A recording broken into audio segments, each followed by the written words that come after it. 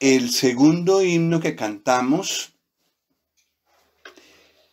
me da un pensamiento que creo nos ayudará para este estudio de estos tres estudios sobre Apocalipsis.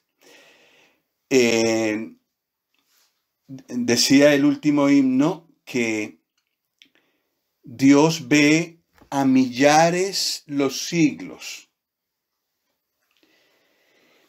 Para nosotros eso es difícil de comprender porque nosotros solo estamos conscientes de el tiempo que vivimos, que como muchos serán 100 años. Pero si nos transportamos a cuando nosotros éramos bebés, había gente de 100 años ya, o de 90 o de 80, y ellos también fueron bebés. Y así hacia atrás podemos ir muy lejos. He tratado de buscar cuál fue el primer Villamil que viajó desde España, porque el apellido no es originario de América. Y el primer Bergaño.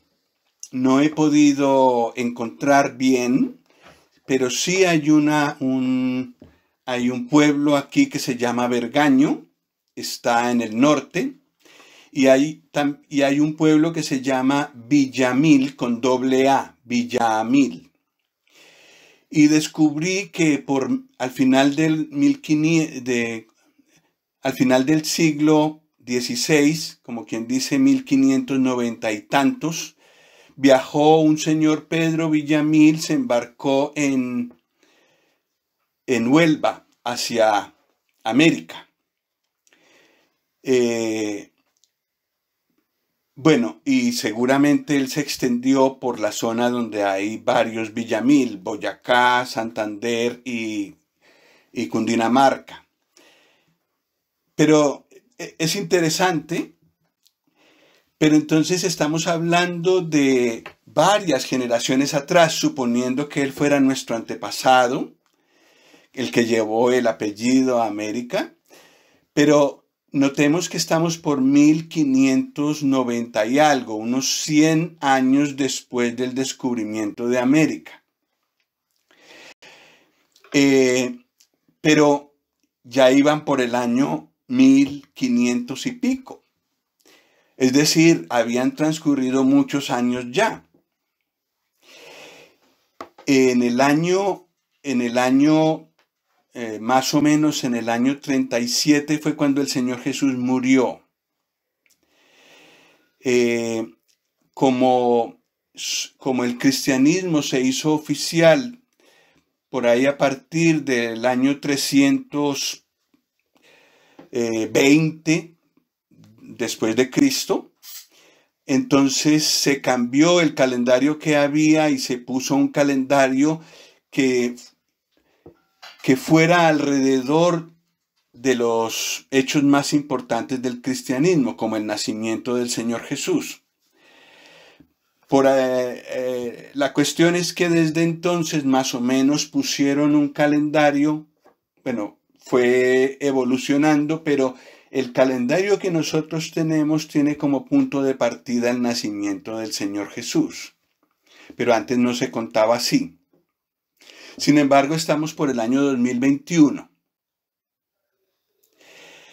El Dios al que nosotros adoramos dio más o menos en el año 100 una revelación de lo que está pasando en este momento. De lo que pasó desde ese tiempo hasta ahora y de lo que pasará de aquí en adelante. Nuestro Dios ve a millares los siglos su carrera sin fin recorrer. Y eso me hace a mí doblar mi rodilla delante de nuestro gran Dios. ¿Cómo es que Él tiene todo el tiempo delante de sus ojos? Y ha buscado la manera de comunicarnos ese conocimiento a nosotros. Él sabe grabando, perdón? Sí. Bueno, gracias. Él sabe lo que va a pasar el próximo año. Él sabía lo que iba a pasar en el 2020, la pandemia. Él sabía todo y en realidad el control general lo tiene él. El hombre tiene plena libertad para expresar lo que quiere y por eso pareciera que el mal gobernara hoy, pero no puede, por más mal que haga el hombre, no puede alterar el plan general que Dios tiene con este mundo. En el libro de Apocalipsis, que fue escrito hace si fue por el año, al final fue como por el año 96 más o menos, estamos hablando de que hace más de 1900 años que fue escrito. Y el Dios trazó ahí todo lo que va a acontecer. Estamos llegando al final, según pensamos algunos, estamos llegando al final del capítulo 3 de Apocalipsis. Ya lo veremos. Pero Dios reveló ya el 4, el 5, el 6, el 7 y nos lo dejó para que lo estudiáramos. Nos toca acercarnos a ese conocimiento con humildad. No entendemos todo y hay hermanos que interpretan de una manera y otros de otra lo mejor que pueden, porque claro, somos muy limitados. Pero a pesar de eso, creo que llegamos a conclusiones muy importantes. En Apocalipsis vamos a ver hoy los capítulos 1 al 3. En esos tres capítulos, los tres primeros, veremos las cosas que Juan vio y veremos las cosas que son. Estos son versículos de la Biblia, versículos de Apocalipsis que ya veremos. Hay una tercera sección que es las cosas que han de ser después de estas. Y eso es lo que trataremos en las próximas sesiones. Es tan largo que tenemos que usar a lo menos 2 sesiones más. Aquí está Juan en una isla que se llama Patmos. Está desterrado por causa de ser creyente y de predicar el evangelio con fidelidad. Entonces, no podían callarlo, entonces lo que hicieron fue desterrarlo. Como pasaba hace unos años con la isla Gorgona, que era una prisión, era para destierro. Ahora ya no, pero antes era. Entonces una manera de tener una cárcel de alta seguridad era esa. Pues aquí está Juan desterrado, no en la Gorgona, sino en Patmos. Ahora veremos dónde está Patmos. Y allí el Señor usó este destierro y yo creo la tranquilidad de estar allí para revelarle a Juan las cosas que tienen que venir.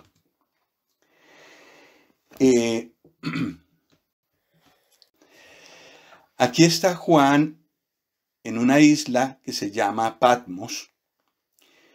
Está desterrado por causa de ser creyente y de predicar el evangelio con fidelidad. Entonces, no podían callarlo, entonces lo que hicieron fue desterrarlo. Como pasaba hace unos años con la isla Gorgona, que era una prisión, era para destierro. Ahora ya no, pero antes era. Entonces una manera de tener una cárcel de alta seguridad era esa. Pues aquí está Juan desterrado, no en la Gorgona, sino en Patmos. Ahora veremos dónde está Patmos. Y allí el Señor usó este destierro y yo creo la tranquilidad de estar allí para revelarle a Juan las cosas que tienen que venir. En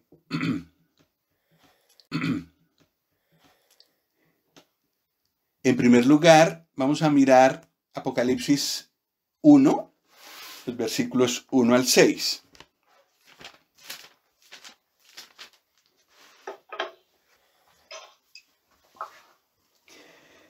Los leo.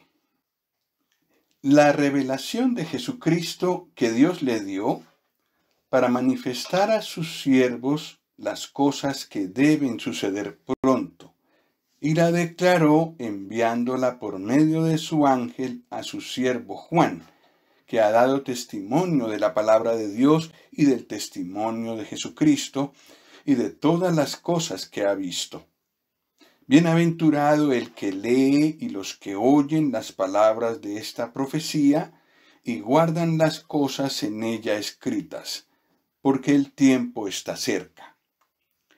Juan, a las 7 iglesias que están en Asia, gracia y paz a vosotros, del que es y que era y que ha de venir, y de los 7 espíritus que están delante de su trono, y de Jesucristo el testigo fiel, el primogénito de los muertos, y el soberano de los reyes de la tierra, al que nos amó y nos lavó de nuestros pecados con su sangre, y nos hizo reyes y sacerdotes para Dios su Padre. A él sea gloria e imperio por los siglos de los siglos. Amén. Eso es como la introducción. Apocalipsis es una carta dirigida a 7 iglesias. Entonces el saludo es como las otras cartas. Apocalipsis significa revelación. Dios revela lo que va a hacer en este libro. Es corto, relativamente corto, pero muy denso, muy lleno de detalles. En el versículo 1 muestra que Dios quiere manifestar sus pensamientos a sus siervos, es decir, a personas que desean escucharlo. Es necesario hacerlo con esta actitud, con una actitud de sumisión a Dios, porque si no, se escuchan muchas cosas raras a partir de Apocalipsis. Es necesario nunca salirse del resto de las Escrituras al interpretar Apocalipsis, y es necesario también ir con humildad. Esto pienso que es así, pero estoy aprendiendo. El Señor revela esto a personas con una actitud humilde, que se acercan a Él con una actitud no del que lo sabe todo, sino con una actitud del que quiere aprender. Señor, enséñame. Pero eso sí, el versículo 3 dice, bienaventurado el que lee y el que guarda las palabras de Apocalipsis. Entonces hay una dicha grande en leer y en estudiar y en obedecer lo que se dice allí. En los versículos 4 al 6 hay un saludo de parte del que es y que era y que ha de venir. Ese es Dios el Padre. Y de los 7 espíritus que están delante de su trono. Es una manera de hablar de la plenitud del Espíritu Santo. Y finalmente en el versículo 5, y de Jesucristo. Y Él tiene una cantidad impresionante de atributos, el Señor Jesús, que los que siguen Reflexiones en el Camino verán que cada viernes hay una. Y llevamos muchos viernes y estamos un poco crudos viendo todo eso. Sí, los tres, el Padre, el Espíritu Santo y el Hijo. En nombre de los tres, Juan saluda a las iglesias y a los demás que quieren escuchar. Y en el versículo 19 dice el Señor, está hablando el Señor Jesús y dice a Juan, escribe las cosas que has visto, es decir, Apocalipsis 1, las que son, es decir, Apocalipsis 2 y 3, y las que han de ser después de estas, es decir, Apocalipsis 4 al 22. Esto no es adivinación, no es horóscopo, es revelación de un Dios que sabe las cosas bien antes de que sucedan, que también tiene delante de sus ojos todo el pasado, que tiene delante de sus ojos el presente y que tiene delante de sus ojos todo el futuro hasta el final. Y en su bondad, en su gracia, hacia nosotros nos deja ver mucho de eso, de esas cosas que Él ve y conoce y cosas que Él ha determinado que sucederán.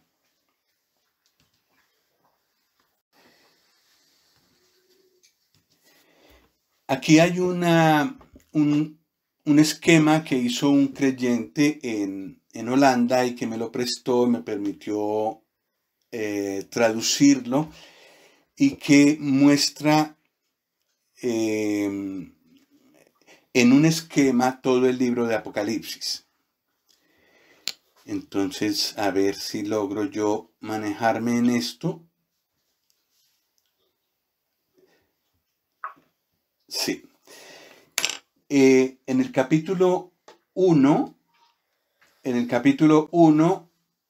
Juan ve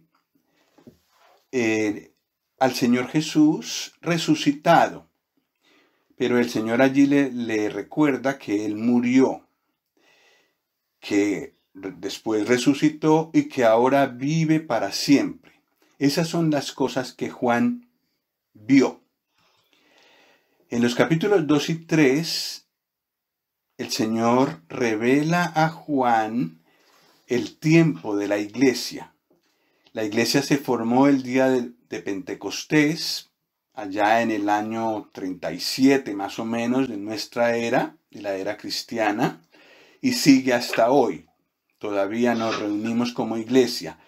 De ese periodo nos hablan los capítulos 2 y 3. Y nosotros estamos llegando al final de este periodo, entonces estamos al final del capítulo 3. En el capítulo 4 y 5, el capítulo 4 y 5 nos transportan ya al cielo. Entonces muchos creyentes ven en entre el 3 y el 4, el rapto o arrebatamiento de la iglesia. Y después de eso, Juan nos revela la adoración a Dios el Padre y al Señor Jesucristo. Después, en el capítulo 6, empiezan a soltarse una cantidad de sellos de un libro que Dios tiene en su mano y que solo el Señor Jesús es digno de abrir a causa de su obra en la cruz. Y empiezan a desatarse esos sellos. Hay otras escrituras como Mateo 24 del 5 al 8 que hablan de este tiempo. No solo Apocalipsis, también hay otras porciones de la escritura que hablan de eso. En el capítulo 7,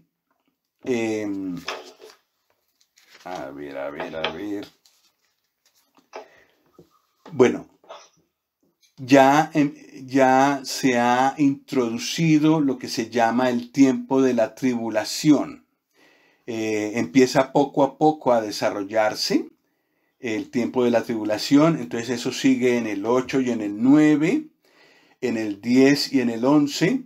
Esas son cosas que hay que estudiar con detalle, cada una de estas escrituras.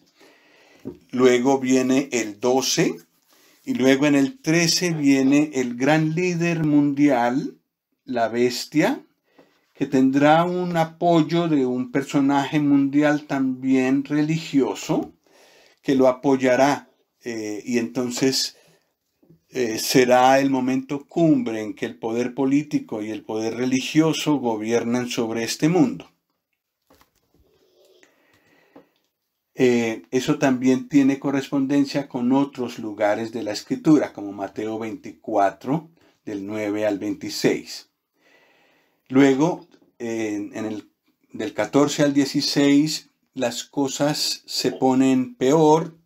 Digamos, hay una cantidad de juicios de parte de Dios que vienen en este tiempo. Y del 14 al 16, el mal sobre este mundo alcanza su máxima expresión, su máximo poder, y será universal, será por toda la tierra. Pero entonces se prepara, en capítulo 16, del 14 al 16, se prepara la escena para los acontecimientos finales. En el capítulo 17 y el capítulo 18 tiene lugar el juicio de la iglesia falsa. No me acuerdo si hemos hablado de eso nosotros, pero todo lo que se llama cristiano en este momento, pero que es solo de nombre, todo lo que se llama cristiano, pero no obedece al Señor, todo lo que se llama cristiano, pero de cristiano solo tiene el nombre, no hay temor de Dios para nada. Todo eso será agrupado en una entidad que se llama la Gran Babilonia, donde todo cabe. Esa Babilonia será juzgada en los capítulos 17 y 18. Después, en el capítulo 19, viene el Señor Jesús en gloria. Entre el capítulo 3 y el capítulo 4 lo hemos visto venir por su iglesia, pero no ha pisado la tierra. En el capítulo 19 vendrá a la tierra ya con los creyentes y vendrá para imponer sobre esta tierra su reino. De eso habla el capítulo 19. El capítulo 20 nos habla del milenio, el tiempo en el que Él gobernará. Y al final tenemos el juicio ante el gran trono blanco, que es el momento en el que todas las personas daremos cuenta de lo que hemos hecho. En realidad, los creyentes no estaremos allí, delante de ese trono, siendo juzgados. Estaremos acompañando al Señor como la esposa de Él. Pero no recibiremos juicio. ¿Por qué?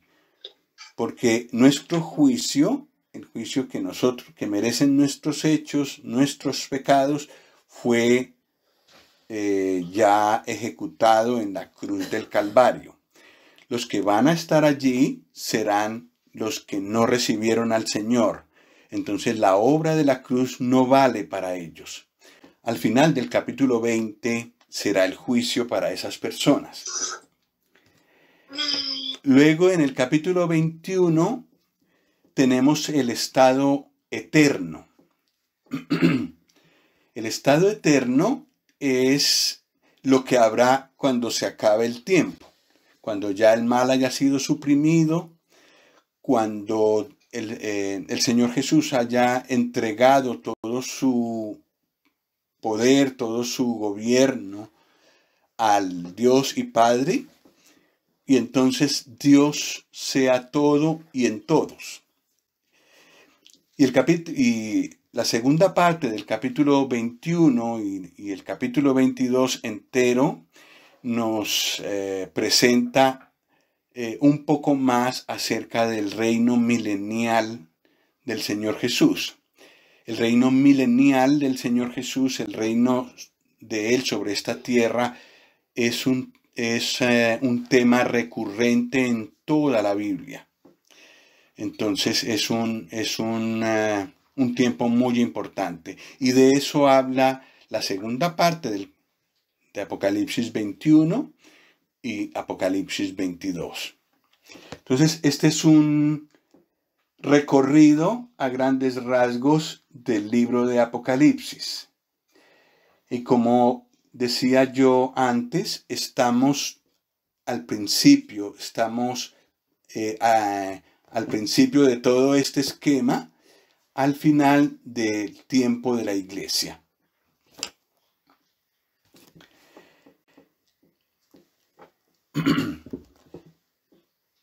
Juan escribe primero sobre las cosas que vio. Y lo que él vio es él ve al Señor Jesús. En el capítulo 1 dice así, en el versículo 9. Vamos a leer desde el versículo 9.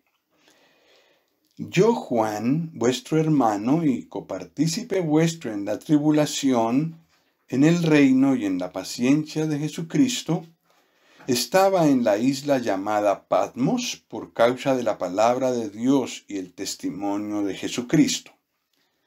Yo estaba en el Espíritu en el día del Señor y oí detrás de mí una gran voz como de trompeta, que decía: Yo soy el Alfa y la Omega, el primero y el último.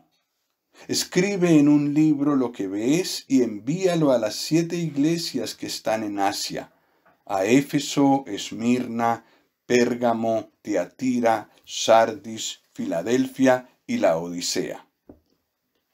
Y me volví para ver la voz que hablaba conmigo, y vuelto vi 7 candeleros de oro, y en medio de los 7 candeleros a uno semejante al Hijo del Hombre, vestido de una ropa que llegaba hasta los pies y ceñido por el pecho con un cinto de oro.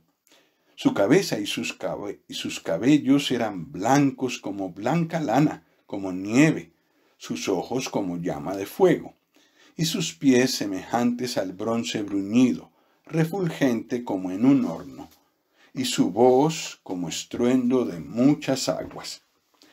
Tenía en su diestra 7 estrellas, de su boca salía una espada aguda de 2 filos, y su rostro era como el sol cuando resplandece en su fuerza. Cuando le vi, caí como muerto a sus pies, y él puso su diestra sobre mí, diciéndome: No temas, yo soy el primero y el último, y el que vivo y estuve muerto, mas he aquí que vivo por los siglos de los siglos. Amén. Y tengo las llaves de la muerte y del Hades. Escribe las cosas que has visto y las que son y las que han de ser después de estas. El misterio de las 7 estrellas que has visto en mi diestra y de los 7 candeleros de oro. Las 7 estrellas son los ángeles de las 7 iglesias y los 7 candeleros que has visto son las 7 iglesias. Esto es lo que Juan ve y escucha. Entonces, aquel a quien Juan ve es el mismo que murió y resucitó. Pero también es el que era antes de todo y el que seguirá después del fin. Y pues menos mal que cantamos este himno al principio, para ayudarnos un poco a entender este pensamiento. Nosotros estamos contando los años, pero hubo un momento en el que todo empezó. y en ese momento Dios creó los cielos y la tierra. Pero antes de eso, Dios ya existía. Habrá un momento en el que todo acabará. La Biblia lo llama el fin. Después del fin sigue la eternidad. Los que hemos recibido al Señor Jesús en nuestro corazón tenemos vida eterna y continuaremos después del fin con Él. Pero el Señor Jesús era antes del principio y es después del fin. Con Él empieza todo y con Él finaliza todo. Eso es un pensamiento muy alto para nosotros, pero nuestro Dios es así. Y cuesta entender esto, pero eso nos ayuda a ver que las cosas que se dicen en Apocalipsis, aunque muchas son futuras, están delante de Dios como si fueran presentes. De los versículos 10 al 18, el apóstol Juan ve al Señor en juicio, es decir, no con la humildad con la que vino y que lo vemos en los evangelios, sino que lo vemos viniendo en juicio. Dios entregó en la mano del Señor, dice allí en Juan 5, 22 y 27, Dios entregó en la mano del Señor Jesús todo juicio. El Padre no juzga, todo juicio lo entregó al Hijo. Y aquí viene el Señor en juicio. En el versículo 20, Él nos explica que anda en medio de 7 candeleros, y esos 7 candeleros son las 7 iglesias a las que Él les manda la carta. Pero esas 7 iglesias representan a todas las iglesias desde el principio hasta el final. Todas las iglesias locales en diferentes localidades. Ahora, gracias al Señor, no hay solo iglesias, no hay solo esas 7 iglesias, sino que hay muchas iglesias alrededor del mundo. Y a todas ellas Dios, el Señor manda este mensaje. Pero también pone especial cuidado en aquellos que las lideran. Los ángeles de las 7 iglesias representan a las personas que guían a cada una de esas iglesias. Y el Señor empieza su juicio con la iglesia y con los que las lideran. Y eso es lo que tenemos en el capítulo 2. En los capítulos 2 y 3 encontramos las cosas que son desde el tiempo de los apóstoles hasta cuando el Señor venga a llevar su iglesia. Las 7 iglesias que aparecen aquí, Éfeso, Esmirna, Pérgamo, Tiatira, Sardis, Filadelfia y la Odisea, fueron iglesias que existieron. Ahora, ese país donde estuvieron esas iglesias es un país musulmán, es Turquía. Pero allí también hay cristianos. Cerca de la costa de Esmirna, de Éfeso, perdón, el número 1 aquí en nuestro cuadro, está la isla de Patmos, suficientemente lejos de la costa para que los presos no escaparan, pero hoy en día la isla de Patmos se puede visitar. Las 7 iglesias, en realidad los sitios de las 7 iglesias se pueden visitar hoy en día, solo que la mayoría de esos sitios están llenos de ruinas, solo aparecen las ruinas. La única ciudad pujante hoy en día es Esmirna, una de las principales ciudades de la Turquía actual.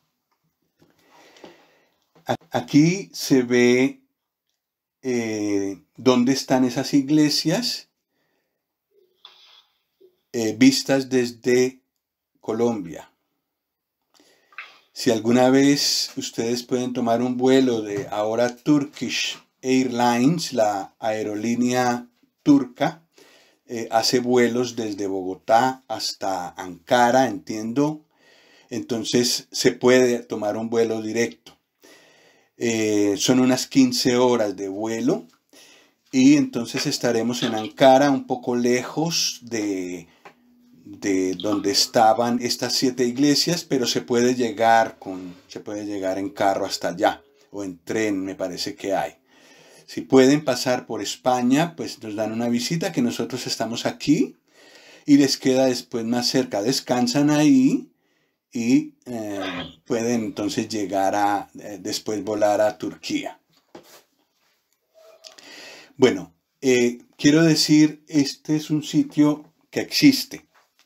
Para eso está este mapa. Bueno, las iglesias de Apocalipsis 2 y 3, estas 7 iglesias, son iglesias que existieron, pero también son como, digamos así, 7 tipos de iglesias que han existido en todos los tiempos. El Señor tiene delante de sus ojos a todas, y a todas sabe las cosas buenas que hay y también las cosas malas. Uy, tal vez se puede silenciar los micrófonos. Eso es verdad con cada iglesia que existe hoy en día. La iglesia de Éfeso, por ejemplo, es la primera, y en el versículo 4 de Apocalipsis 2 dice el Señor a esta iglesia: pero tengo contra ti que has dejado tu primer amor. Esa expresión se ha vuelto muy, muy especial entre los creyentes, porque cuando nos convertimos tenemos mucho anhelo de agradar al Señor, de vivir para Él, y luego eso va bajando de intensidad. Y eso en realidad el Señor lo califica de pecado. Y esta iglesia tuvo ese problema. Muy buen comienzo, pero dejó su primer amor. La segunda iglesia es la iglesia de Esmirna. Y el versículo 10 dice: no temas en nada lo que vas a padecer.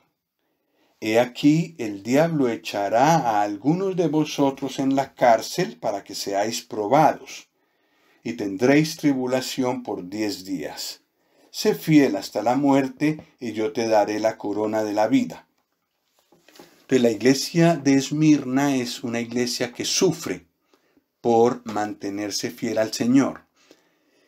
Y aún hoy en día, en tiempos de libertad, de gran civilización, tenemos muchos lugares de la tierra donde los creyentes sufren. Algunos se tienen que reunir en privado porque está prohibido. Entonces, ese tipo de iglesia existe. Pérgamo está a partir del versículo 12, que dice: y escribe al ángel de la iglesia en Pérgamo, el que tiene la espada aguda de 2 filos, dice esto. Y en el versículo 13 dice: yo conozco tus obras y dónde moras, dónde vives, donde está el trono de Satanás. Pero retienes mi nombre y no has negado mi fe, ni aun en los días en que Antipas, mi testigo fiel, fue muerto entre vosotros, donde mora Satanás. En esta iglesia vemos influencia de Satanás, del mundo, el mundo gobernado por Satanás, con todas las características que tiene el mundo no cristiano. esa iglesia se ha aposentado en ese medio y hace convivir la fe cristiana con muchas cosas paganas. Esa es una realidad hoy en día también. Entonces el Señor tenía delante de sus ojos ese tipo de iglesia y está representada en la iglesia de Pérgamo.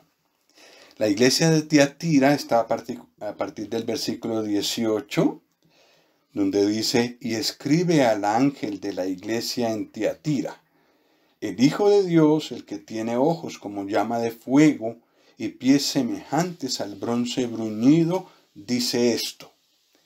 Y en el versículo 20 dice: pero tengo unas pocas cosas contra ti, que toleras que esa mujer Jezabel, que se dice profetiza, enseñe y seduzca a mis siervos a fornicar y a comer cosas sacrificadas a los ídolos. Entonces, Tiatira es una iglesia que permite que esta mujer, que representa en realidad toda una doctrina, enseñe a pecar. Se puede pecar en el mundo cristiano, dice esta doctrina. Y también se pueden tener ídolos. Aparte del Dios verdadero, se puede tener culto a otros dioses. Entonces Tiatira es la iglesia permisiva. Permite que entren cosas que el Señor abomina, el Señor odia. Luego en el capítulo 3, versículo 1, tenemos a Sardis. Escribe al ángel de la iglesia en Sardis, el que tiene los 7 espíritus de Dios y las 7 estrellas, dice esto: yo conozco tus obras, que tienes nombre de que vives y estás muerto. Y en el versículo 2 dice: sé vigilante y afirma las otras cosas que están para morir, porque no he hallado tus obras perfectas delante de Dios. Entonces, Sardis es una iglesia que se ha descuidado y está a punto de morir. Bueno, en realidad el Señor le dice en el versículo 1, estás muerto. Pero dice que tiene algunas cosas vivas todavía, entonces que vigile para que no termine de morir. Es una iglesia agonizante. Una iglesia que cuando muera, digamos así, pues ya no puede llamarse cristiana. No está el Señor ahí, no hay vida. Y si no hay vida es porque el Señor no está. Pero entonces el Señor en su paciencia, en su bondad, la llama para que avive lo poco que queda vivo. Luego en el capítulo 3, versículo 7, está la iglesia de Filadelfia. Y el versículo 8 dice: yo conozco tus obras. He aquí he puesto delante de ti una puerta abierta, la cual nadie puede cerrar. Porque aunque tienes poca fuerza, has guardado mi palabra y no has negado mi nombre. Entonces esta iglesia es débil, pero es fiel en guardar la palabra de Dios, la conoce, se enseña y se busca que haya obediencia, aunque es débil. Esa es Filadelfia. Y la última, a partir del versículo 14, del capítulo 3, es la Odisea. Y en el versículo 15 dice: yo conozco tus obras, que ni eres frío ni caliente. ojalá fueses frío o caliente. Pero por cuanto eres tibio y no frío ni caliente, te vomitaré de mi boca.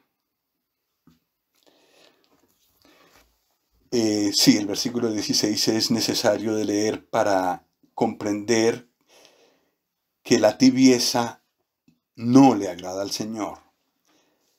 Él prefiere algo frío, completamente lejos de Él, o algo muy ardoroso, buscándolo a Él apasionadamente y no por la mitad. Y la Odisea es una iglesia pues que está tan engreída en sí misma que ha perdido de vista al Señor. Y a esta iglesia el Señor le dice que está a la puerta, es decir, Él no está en el centro como debe estar, sino que está a la puerta y allá tiene que Él tocar y llamar a creyentes individuales que quieran agradarle, porque la iglesia en general no le agrada. Entonces esta es la iglesia tibia.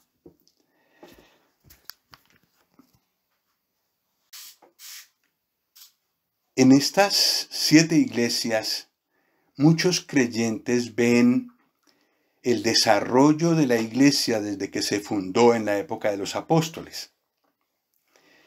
Éfeso, la primera iglesia, representaría la iglesia en el tiempo de los apóstoles, que se fue descuidando, y lo vemos porque en las epístolas se puede ver ese descuido y la lucha de los apóstoles para evitar la decadencia de los cristianos.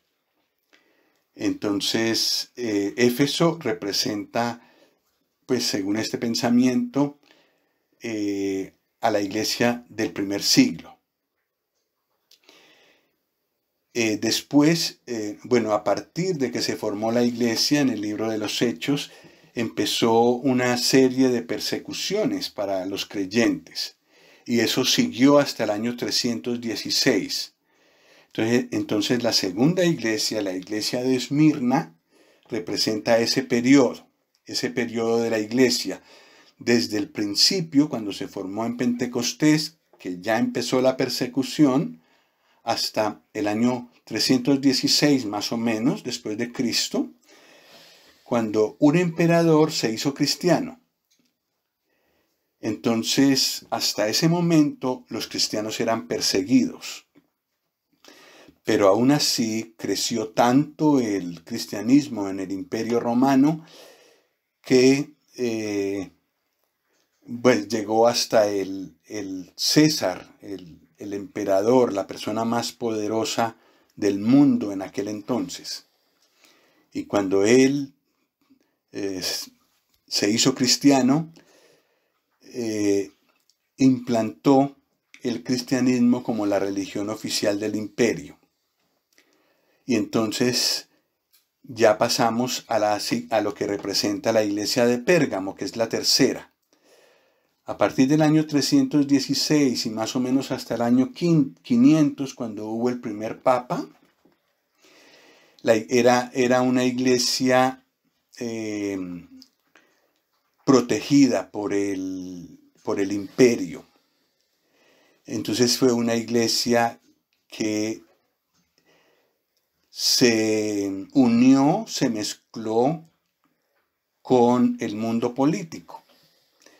Entonces, para tener un cargo importante, si ellos adoraban a otro dios como Zeus o como alguno de los dioses que más populares de Roma antes de la conversión al cristianismo, si decían que eran cristianos, pues podían tener un puesto en la corte imperial. Entonces muchos se hicieron cristianos de boca nada más por el anhelo de un buen puesto.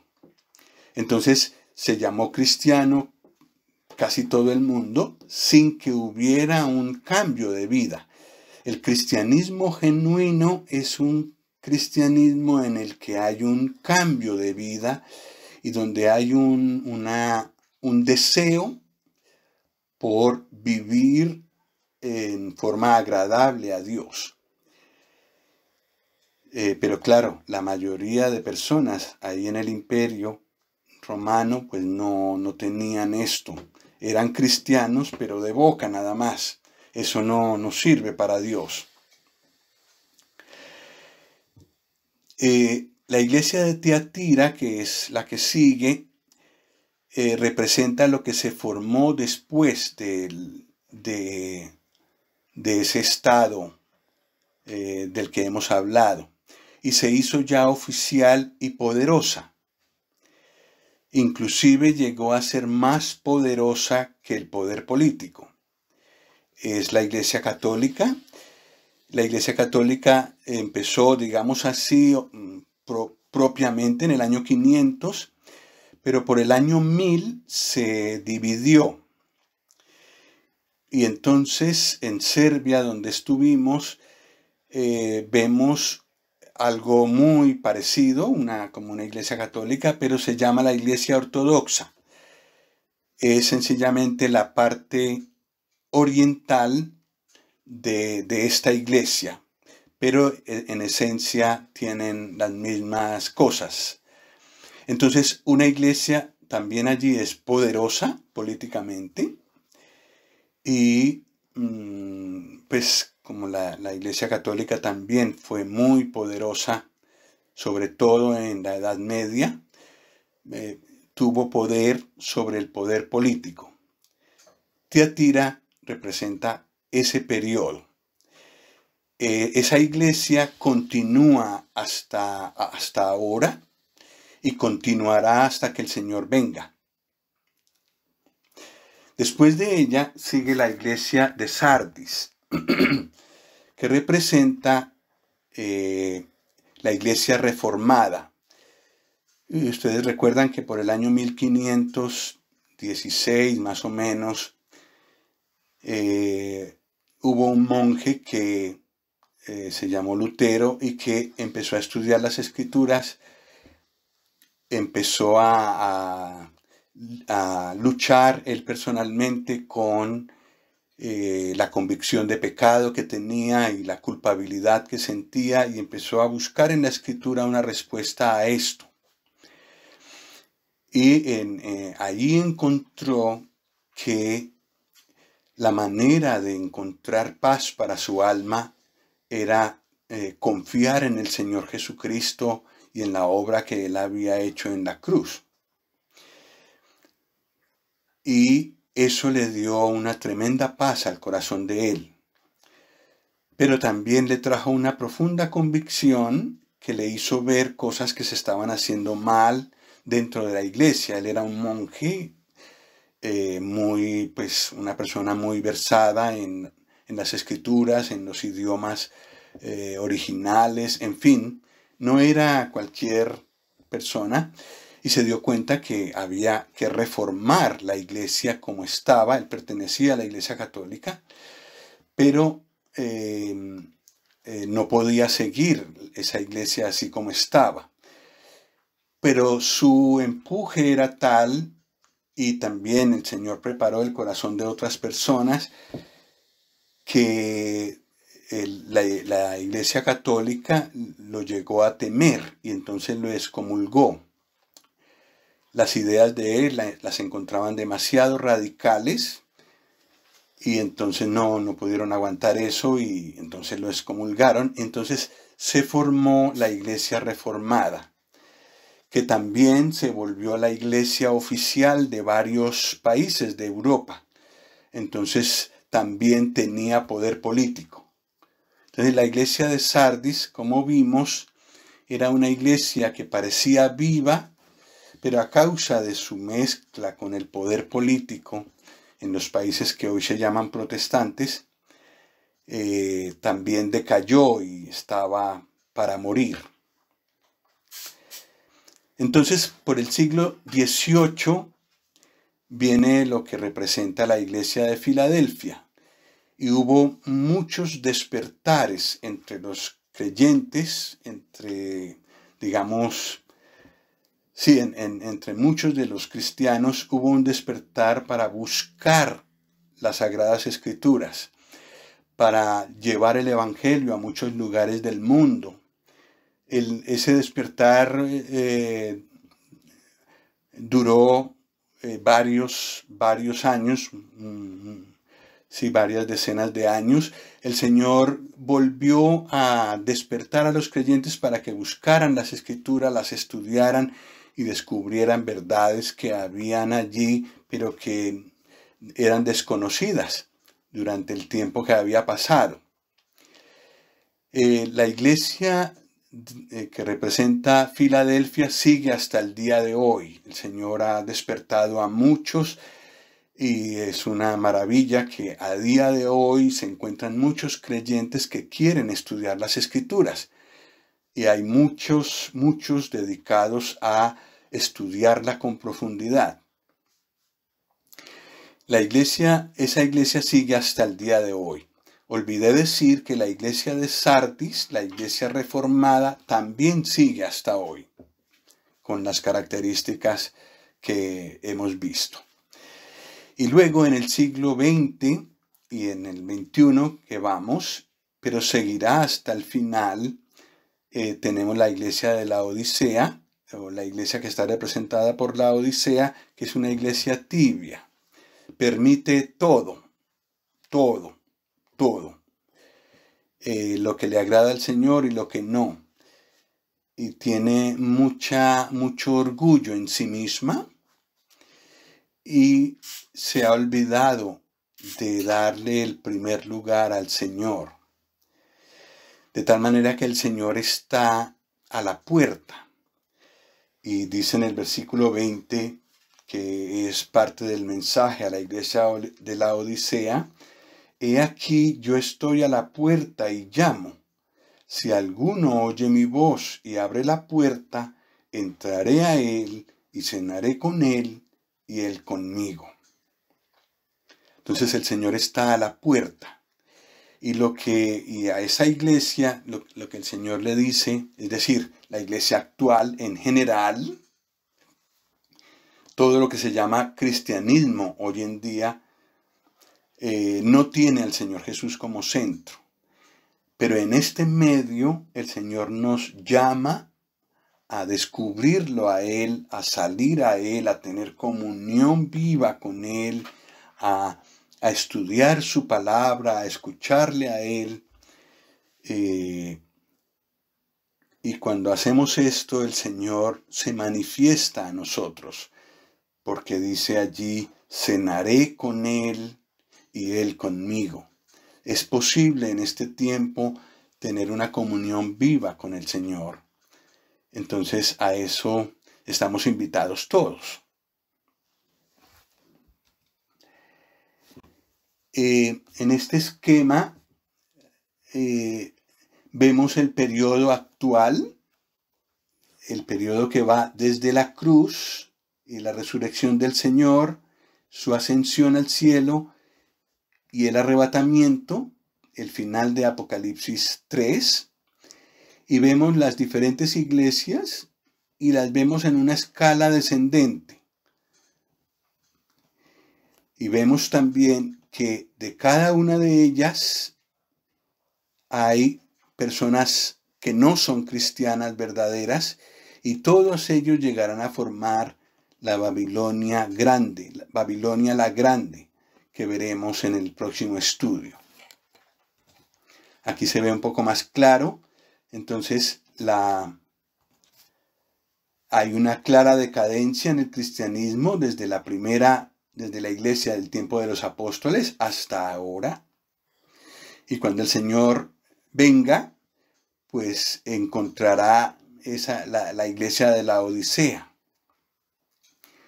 Pero bueno, Él se ocupará en el cielo de llevarla y perfeccionarla para cuando vuelva a esta tierra a reinar, traerla una esposa perfecta como Él, gloriosa como Él. Pues este es el recorrido de los primeros 2 capítulos de Apocalipsis. de los primeros 3 capítulos de Apocalipsis.